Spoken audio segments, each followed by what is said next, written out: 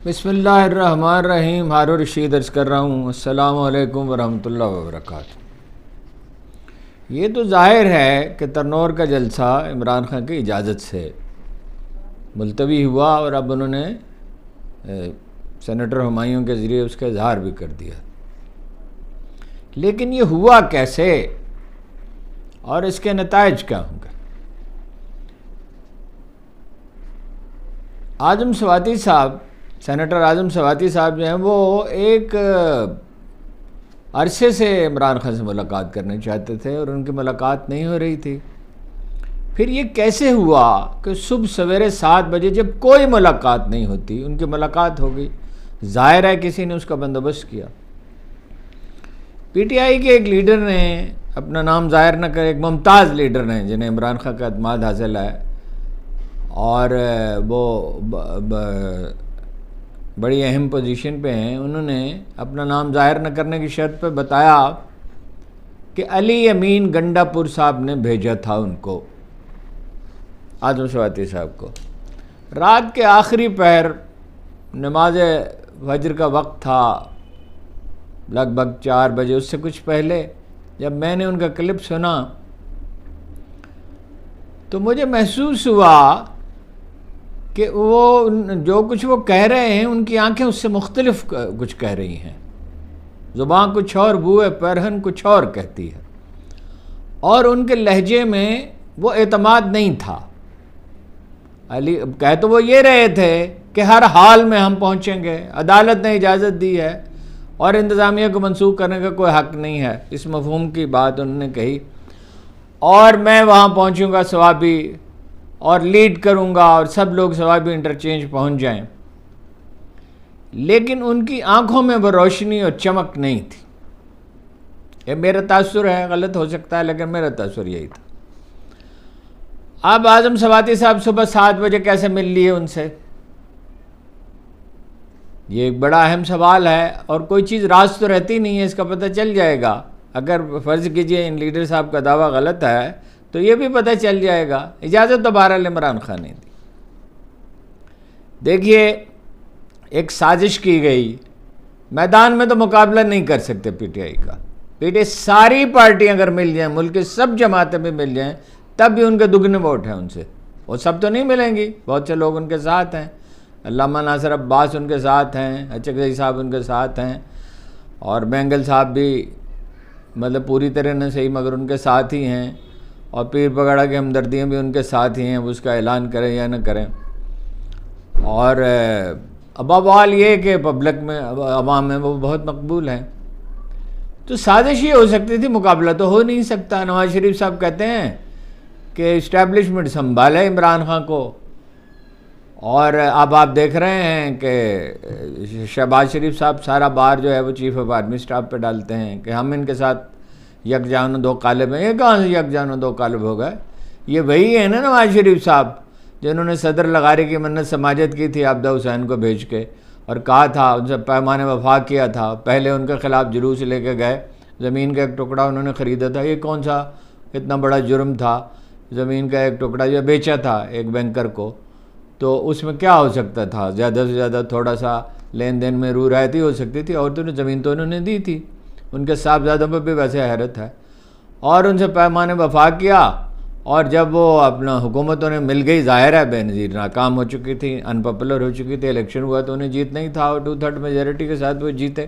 یہ الگ بات ہے کہ حکومت کرنی تو علی جناب کو آتی نہیں ہے، کہیں نہ کہیں کسی نہ کسی سے چھیڑ چھاڑ کرتے رہتے ہیں. میں پنگا کا لفظ استعمال نہیں کرنا چاہتا، ہمارے مشاہد حسین صاحب نے یہ اس لفظ کو رواج دے دیا، یہ کوئی مثبت، کوئی اچھا لفظ نہیں ہے.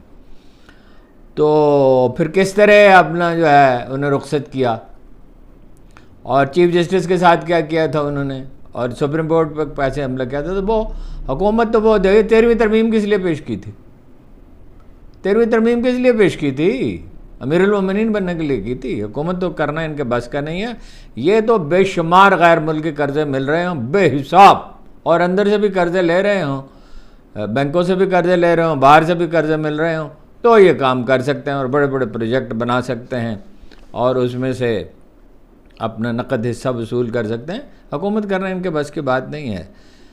تو سازش یہ کر سکتے ہیں اور ظاہر ہے سرپرستوں کی مدد سے کر سکتے ہیں. اب ظاہر ہے کہ آخری وقت پہ جلسہ منسوخ، وہ اپنا اجازت نامہ منسوخ کیا گیا. سوال یہ پیدا ہوتا ہے، پہلے ایک دفعہ اجازت دی، پھر اس کو ملتوی کیا، پھر عدالت کے حکم پر اجازت دی، پھر آخری وقت پر ملتوی کیا، اور یہ کہا کہ سیکورٹی تھریٹ ہے.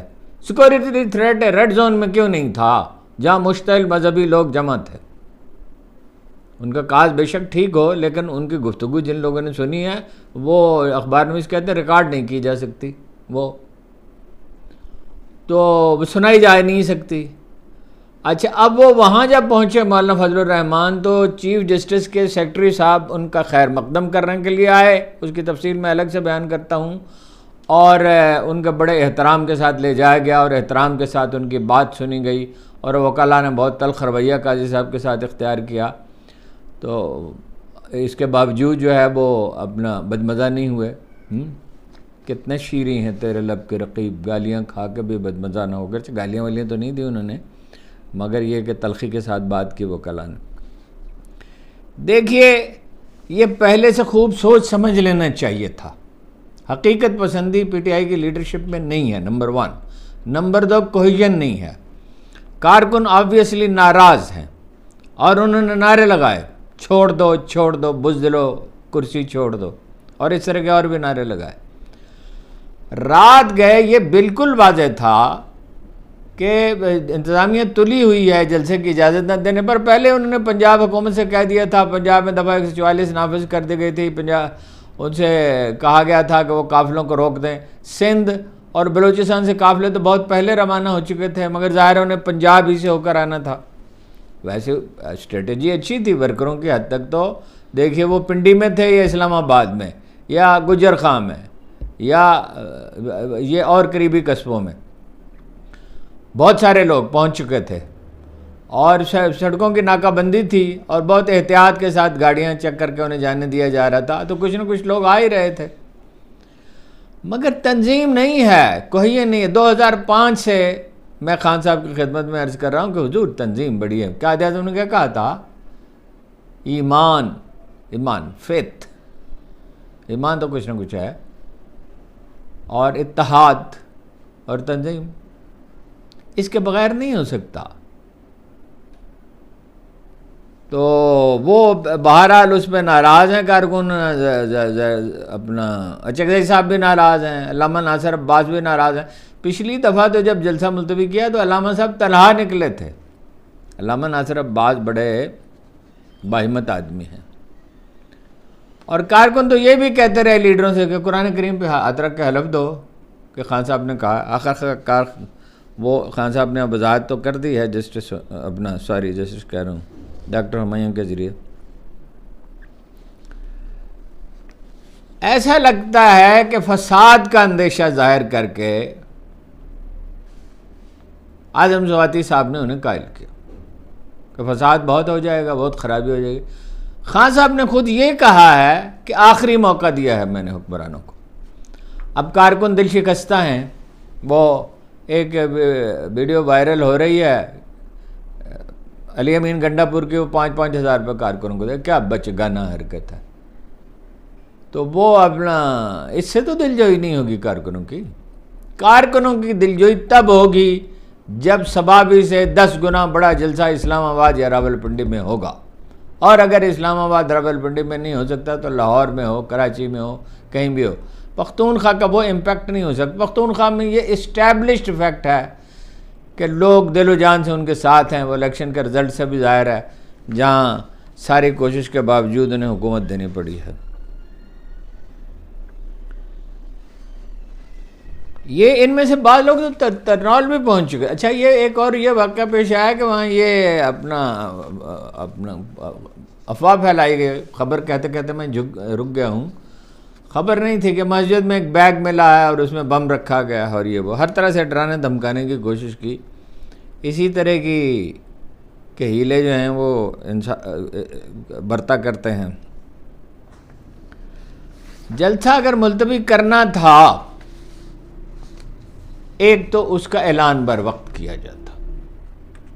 یعنی لوگ اپنا روپیہ خرچ کر کے آ رہے تھے، اور اتنی مصیبتیں انہوں نے جھیلی. اتنا خرابس کا موسم ہے, بارشیں ہو رہی ہیں, آسان نہیں ہے. دو طرح کے کارکن ہیں پی ٹی آئی کے. ایک وہ ہیں جو 9 مئی کو گرفتار ہوئے اور ان کی ملازمتیں گئیں, ان کا کاروبار ختم ہوا اور وہ مطلب فاقوں تک نوبت پہنچی. دوسرے وہ ہیں جن کے مقدمات تو لڑے جا رہے ہیں مگر وہ ہیں روپوش ہیں, ان کی ملازمتیں بھی گئیں, ان کا کاروبار بھی گئے اور وہ بھی قرض پہ جی رہے ہیں. تو کارکنوں یہ تو دیکھیے صنم جاوید اور اپنا عالیہ حمزہ اور دوسری خواتین سب سے بڑھ کر ڈاکٹر یاسمین راشد, جنہیں اندازہ یہ ہے کہ 3 سے 5 سال کی سزا دی جائے گی. جس طرح مقدمہ چل رہا ہے تو اخبار نویسوں کا خیال ہے جو رپورٹنگ کرتے ہیں, ان کی وجہ سے morale ہائی رہا. سب سے بڑھ کر تو خان صاحب کے اپنے طرز عمل کی وجہ سے morale ہائی رہا. لیکن جلسہ ملتوی کرنا تھا تو بھائی یہ تو ان سے منواتے ہیں کہ گرفتار کارکنوں کو جو اب گرفتار کیے گئے ہیں, سینکڑوں کارکن گرفتار کیے گئے. لاہور میں تو ہر جگہ چھاپے مارے گئے سب سے زیادہ, لیکن لاہور ہی نہیں, سیالکوٹ میں, گجرانوالہ میں, گجرات میں اور بہت سے شہروں میں. میں تو آپ کو پوری ایک فہرست سنائی تھی, اب ظاہر ہے مجھے زبانی تو یاد نہیں کس شہر میں کتنے لوگ گرفتار کیے جائیں گے. اب شعیب شاہین صاحب کہتے ہیں کہ بی پلان بھی تھا اور سی پلان بھی تھا. اگر بی اور سی پلان تھا تو اس پہ عمل کیوں نہیں ہوا؟ اب شعیب شاہین صاحب تو اس کے ذمہ دار نہیں, عمل تو اور لوگوں نے کرنا تھا. وہ تو رات کو بھی وہاں کھڑے رہے ہائی کورٹ میں اور صبح پھر پہنچے. اگر عدالت چاہتی تو انہیں اجازت دے سکتی تھی, لیکن ایسا لگتا ہے کہ عدالت بھی اس معاملے میں محتاط ہے. کم از کم یہ گرفتار کارکنوں کی رہائی تو تسلیم کراتے.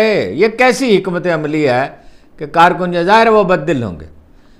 یہ میں ضرور اپنا وثوق سے عرض کرتا ہوں, میں نے کافی غور کیا ہے کہ یہ عارضی پسپائی ہے, اور جنگ میں پسپائی بھی ہوتی ہے. گاندھی نے کہا تھا بڑی جنگ جیتنے کے لیے میں 100 لڑائیاں ہار سکتا ہوں, اور ایسا ہی ہوتا ہے. وہ یرموک کی جنگ میں, یرموک کی جنگ تھی شاید, ممکن غلطی لگ رہی ہو, وہ جناب خالد بن ولید پیچھے ہٹے, وہ رومیوں نے یلغار کی تو ہندا نے انہیں روکا اور دوسری خواتین نے ڈنڈے ونڈے پکڑے ہوئے تھے. تو عالی جناب غصے میں تھے, ظاہر ہے کہ بھائی وہ پسپائی جو ہوتی ہے وہ سوچ سمجھ کر کی جاتی ہے, پیچھے ہٹا جاتا ہے, اس کا مطلب شکست نہیں ہوتی. تو انہوں نے کہا کہ غصے میں تھے چونکہ, اس لیے کہا دشمن خدا پیچھے ہٹ, مجھ پر خون سوار. تو وہ خیر بعد میں تو وہ جنگ جیت ہی لی گئی.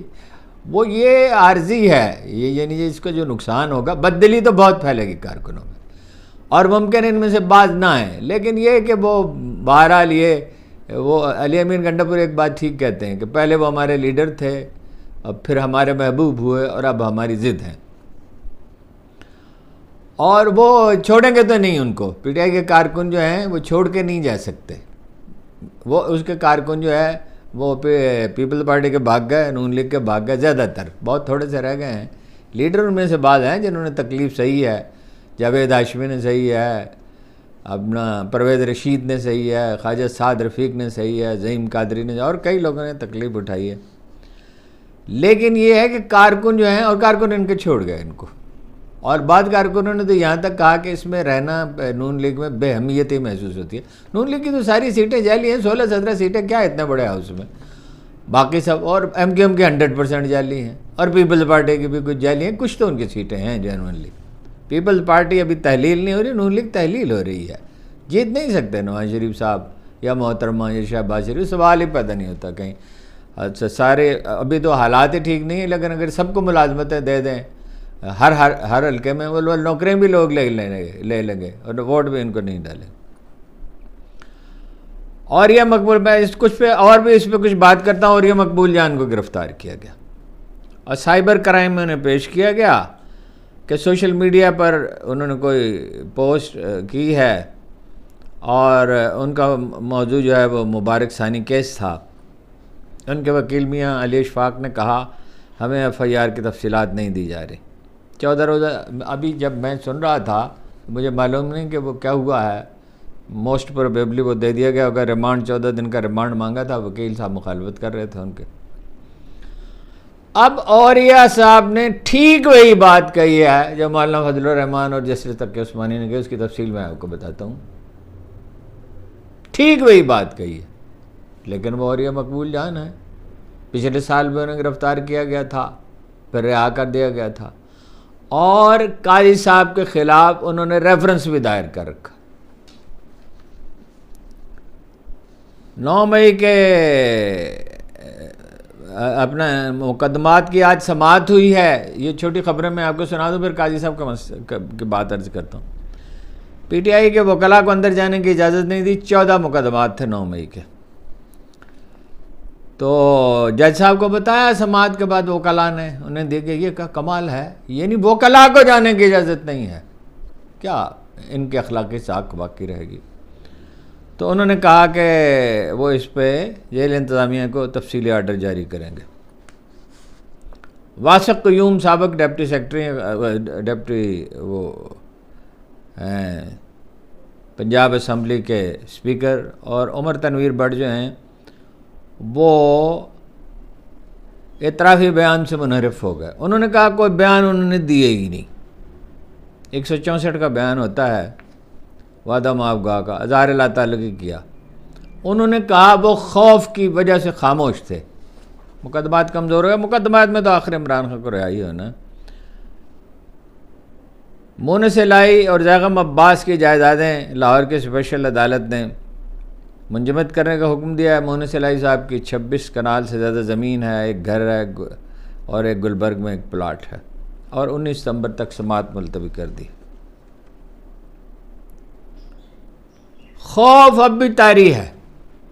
کنٹینر اب بھی لگائے جا رہے ہیں، ہٹائے نہیں جا رہے، اور میرا خیال ہے کئی دن تک رہیں گے.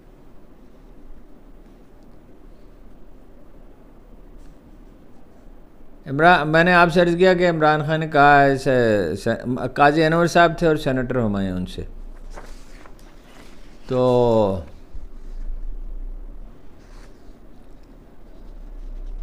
کل آپ کو پتہ اجلاس ہوا تھا چیف کمشنر کی صدارت میں. میں نے رات کو آپ سے عرض کیا تھا ISI MI IB اور جناب IG اسلام آباد نے ہاتھ کھڑے کر دیے تھے.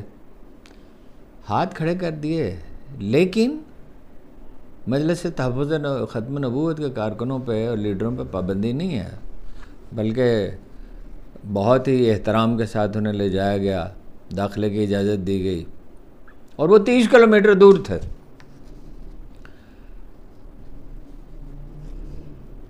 جو سماعت ہوئی وہاں پہ، اخبار نویسوں کا کہنا ہے کہ قاضی صاحب پریشان تھے، آزردہ تھے، اور یہ کہنا چاہیے کہ بالکل ہی وہ ایک کسی قدر خوف کے عالم میں تھے. سماعت کے دوران جسٹس تقی عثمانی نے کہا کہ 29 جنوری کا فیصلہ جو ہے، 29 مئی کا، تاریخ لکھنے میں شاید ممکن ہے کوئی غلطی ہوگی، اس میں جو 7واں اور 42واں پیراگراف ہے اسے حذف کرنے کا انہوں نے مطالبہ کیا. انہوں نے کہا پیرا 42 میں تبلیغ کا لفظ برتا گیا ہے. وہ خود بھی جج رہے ہیں، تو لہذا وہ اپنا استدلال تو ٹھیک کر سکتے ہیں اچھی طرح سے. اور تبلیغ کا لفظ برتا گیا ہے جس کا مطلب غیر مشروط اجازت ہے. اب قانون اس کی اجازت نہیں دیتا، یعنی احمدی کمیونٹی کو تبلیغ کی اجازت نہیں دیتا، چونکہ وہ، اور اس کی وجہ ہے، اس کی وجہ یہ ہے کہ وہ ایک بڑی وجہ یہ ہے کہ وہ خود کو مسلمان ظاہر کرتے ہیں جبکہ وہ مسلمان نہیں ہیں. عدالت کا یعنی قانون ہے، اپنا اتفاق رائے سے اسمبلی کہہ چکی ہے. چیف جسٹس صاحب نے کہا تقی عثمانی صاحب میں معذرت چاہتا ہوں، وضاحت کرنا چاہتا ہوں، ہمیں ان کی جانب سے یعنی دوسرے فریق کی جانب سے بہت سی دستاویزات بھیجی گئی تھیں، اگر ان کا جائزہ لیتے تو شاید پوری کتاب بن جاتی. ان تمام دستاویزات کو میں دیکھ نہ سکا، یہ میری کوتاہی ہے. عدالتی فیصلے میں جو غلطیاں ہیں اور اعتراضات ہیں ان کی نشاندہی کریں، میں غلطی سے بالاتر نہیں.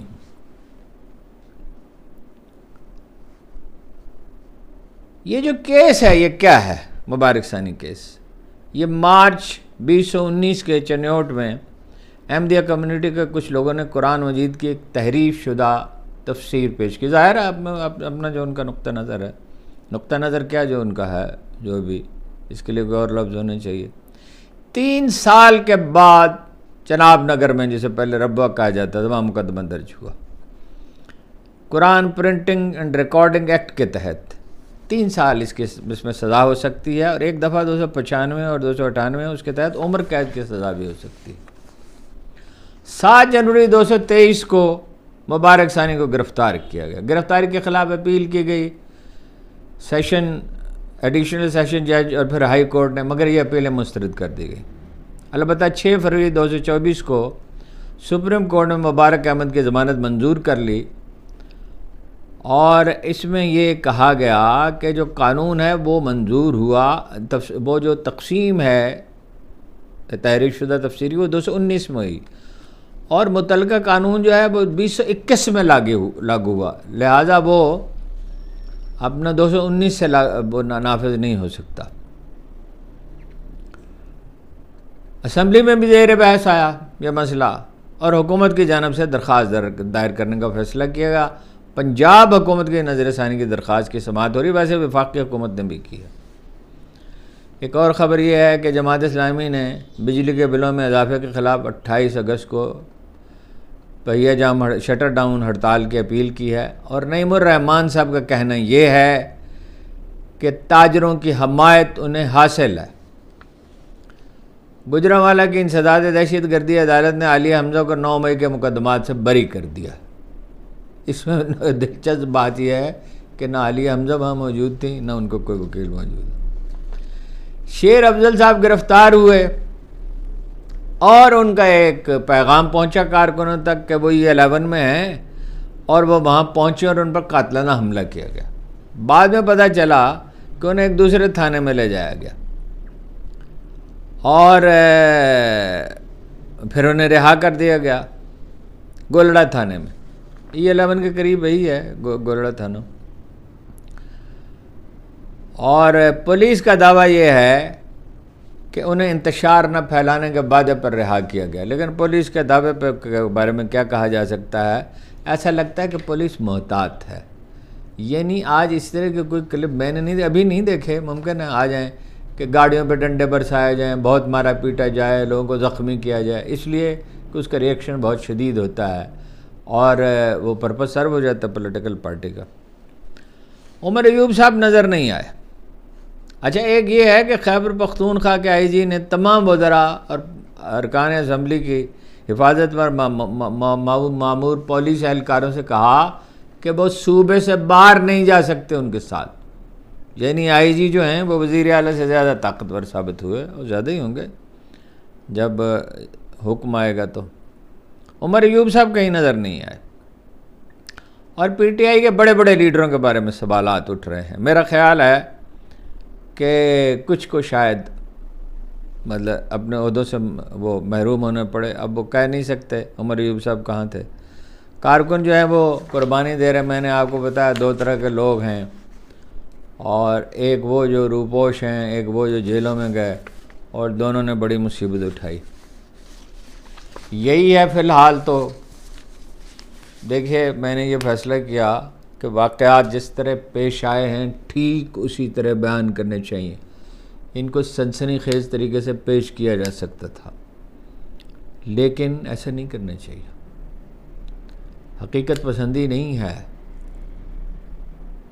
حقیقت پسندی کا مظاہرہ کرنا چاہیے. تو کوئی ڈیولپمنٹ ہوتی ہے تو پھر رات گئے پھر گفتگو ہو سکتی ہے. فی الحال تو یہی کچھ ہے. آپ کا بہت بہت شکریہ. بڑی نوازش.